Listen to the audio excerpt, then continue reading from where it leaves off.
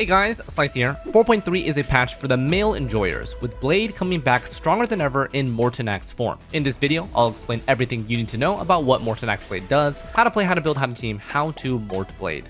As always, disclaimer on screen since this is Creator Server, and with that out of the way, let's get into it.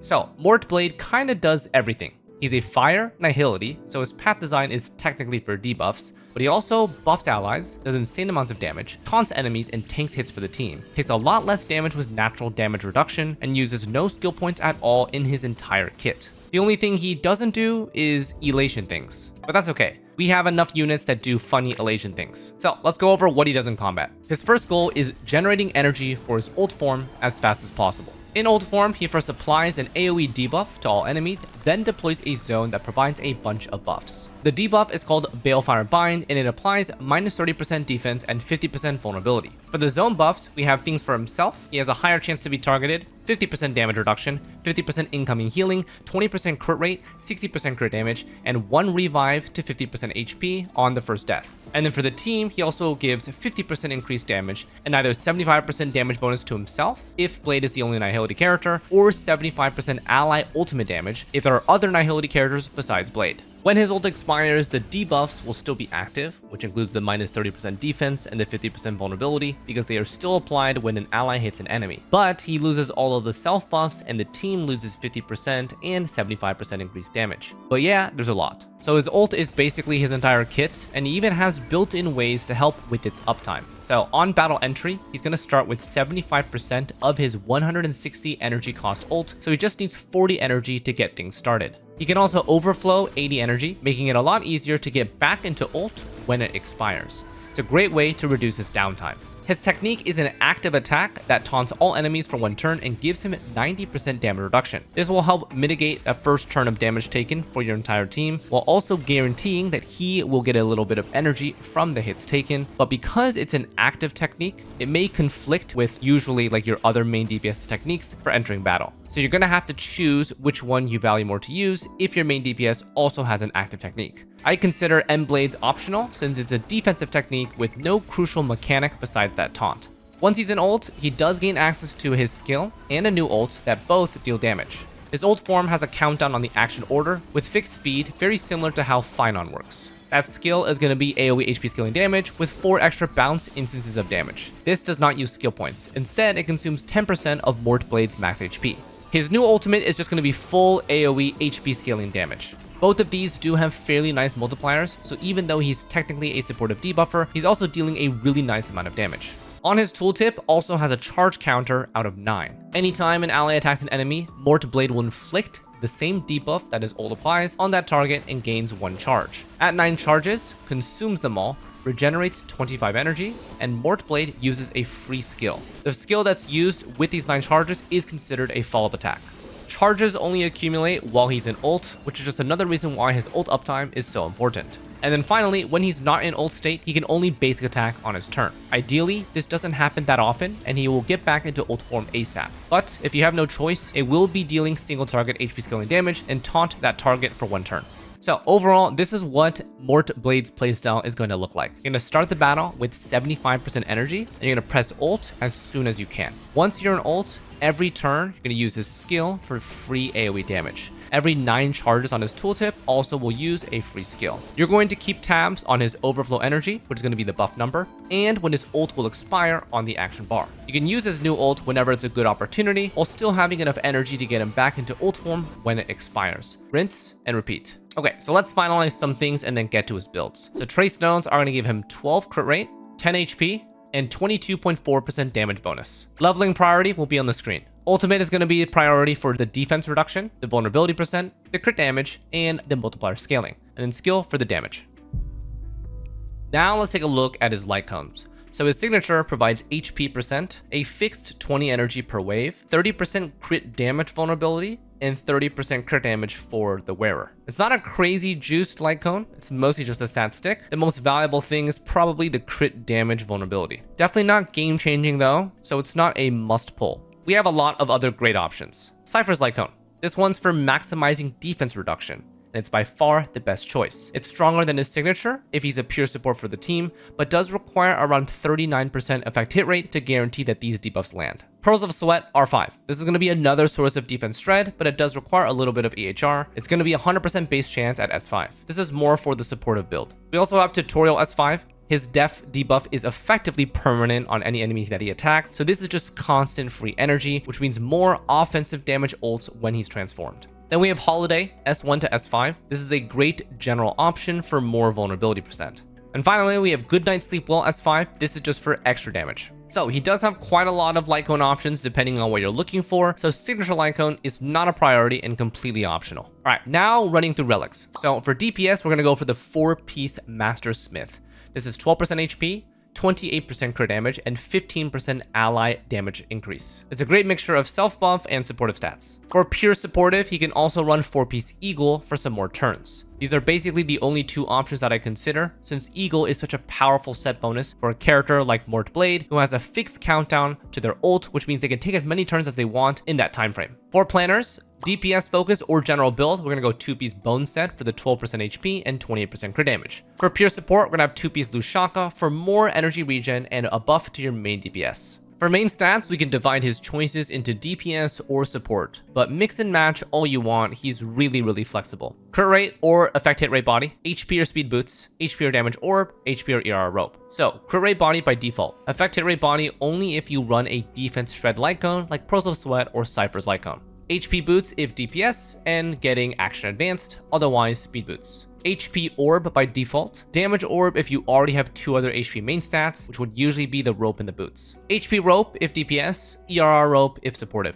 And again, these are all baseline recommendations. He can literally mix anything in this and perform quite well. Optimal builds will also depend heavily on your light cone choice, the team comp that you use, and the difficulty of content or the type of content that you're running. So when you got a full build, this is approximately what you can expect. 0 speed if main DPS and getting action advanced. Otherwise, fast enough. There's no real thresholds to hit besides, like 134, the usual. Crit rate no higher than 80% since he gets 20% for free. Lower this if you have other sources from light cones, etc. Crit damage as much as possible, but in general team comps, there's so many sources of crit damage, so generally don't worry too much about this. And then energy regen can be anywhere between 100% to 124 to higher, depends on supportive build or DPS. As you guys can see, mine is pretty mixed build, right? Mine is running 4-piece Master Smith and 2-piece Bone Set with speed boots and ER rope. For me personally, this feels like a really good balance of damage with ult uptime. Again, he has super high flexibility, so if you build according to my relic recommendations, you should be good to go.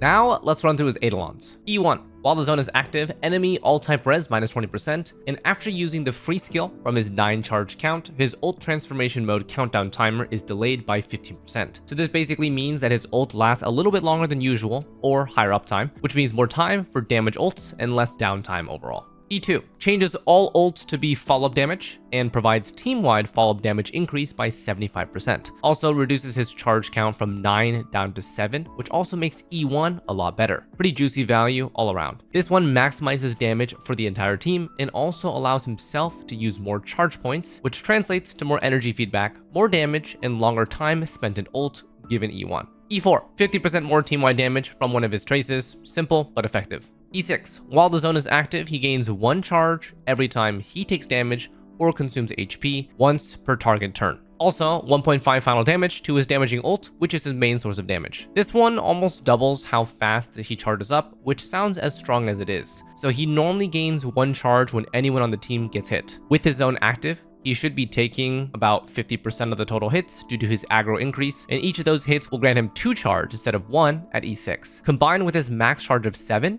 he will be sending almost twice as many follow-up skills, which leads to a lot more energy generation, way more time being spent in ult due to E1, and way more damaging ult spam. Overall, his Eidolons look quite good. 1, 2, 4, and 6 have all pretty good damage and quality of life increases, so there's basically not a bad stopping point. If you're interested in some extra investment, I would say the best threshold will be E2. Alright, now for teams and showcases. So I'm going to be trying a new format to provide you guys the best information on this section, so let me know in the comments if you like what you're about to see or not. Mortenax Blade's most popular setup will be as a sub DPS for either Acheron or Ashveil. He provides the best combination of debuff application per turn, general damage scaling buffs, and good damage himself. for both of them to capitalize on. The Acheron team looks like follows. You have Acheron plus Mortblade plus Cypher, Trippy, Jiaoqiu, Sparkle, and then Huohuo, Hyacinth, Lingsha for sustain. My personal preferred setup for this team is Cypher plus Huohuo for a triple Nihility to benefit Acheron's Trace passive for that 1.6 final damage, plus Huohuo for that ult sustain. This team is super flexible though, and any of the above options to replace Cypher or Huohuo work great. Against the new Starward mode Memory of Chaos, this team is able to perform a clean 1 to 2 cycle clear of node 1, and here are the most important findings from my testing. Huohuo turn 1 ult almost allows Mortblade to get into ult form ASAP. He needs to take like about a hit. After that, Acheron is able to get 2 to 3 ults per cycle with a constant debuff application, which is pretty nice. Cypher has lots of flexibility on reading or spamming her ult depending on enemy HP thresholds. Huohuo primarily tries to basic attack as often as possible to apply Blade's debuffs to increase both Acheron stacks and Mortblade's charge points simultaneously, but sometimes she does want to use that skill for more energy to ult more often. Mortblade on this team is run on the faster side at 134 plus speed as a support with HP or energy regen rope depending on how the fights go. The most important thing is to minimize Mortblade's downtime. When Mortblade is not in ult, his charges don't accumulate and your entire team loses the damage bonus from that A6 Trace passive. So holding his ult and watching to maintain that overflow energy to instantly get back into his ult is generally optimal if he's about to expire. Now the Ashveil team is also pretty similar. This one's Ashveil plus Mortblade plus Tribute Sparkle plus the same sustains Huohuo, Hyacinth, Lingsha. Preferred sustain will still be Huohuo, since both Ashveil and Mortblade do benefit from ult cycling. In this team, Trippy is the most comfortable option for her aura buffs, but Sparkle also performs pretty well to action advance either Ashveil or to Mortblade, usually Ashveil. Against the new Starward mode, Memory of Chaos, this team is able to perform a clean 1 cycle clear of node 1, and here are some additional findings from my testing. Mortblade still operates the same to the Acheron team comp, and in this team, he and Ashveil can go pretty crazy from all the follow-up attacks. Ashveil's attacks and follow-ups stack Blade's charges very quickly, and Blade and Tribby with their normal follow-ups and just basic attacks proc Ashveil's follow-up attacks constantly.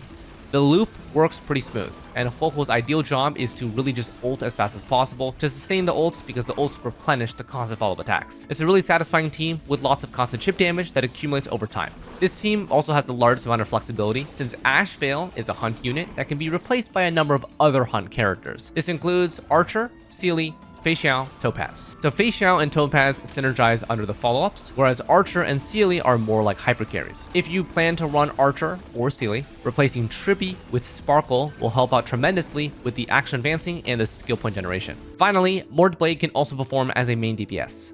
Combined with Sunday plus Trippy plus Huohuo, Hyacinth, or Lingsha again for a hyper carry style team. Sunday serves as a buffer, an energy funneler, and an action advancer for Blade. Trippy exists for that raw damage increase and those buffs, and either Huohuo or Hyacinth are ideal for sustain. Huohuo gives you more energy, Hyacinth improves the team's damage. For my own testing in node 2 of the Starward mode, speed tuning Sunday -1 or going ultra fast Sunday with a 0 speed blade are both viable options. Unfortunately though, Mortblade's damage does not really excel that well in single target since his largest multipliers are on his full AoE ultimate, so if you plan to run this comp, more enemies, the better. Obviously MOC is not the greatest contender for this, maybe like Pure Fiction or other stuff is better.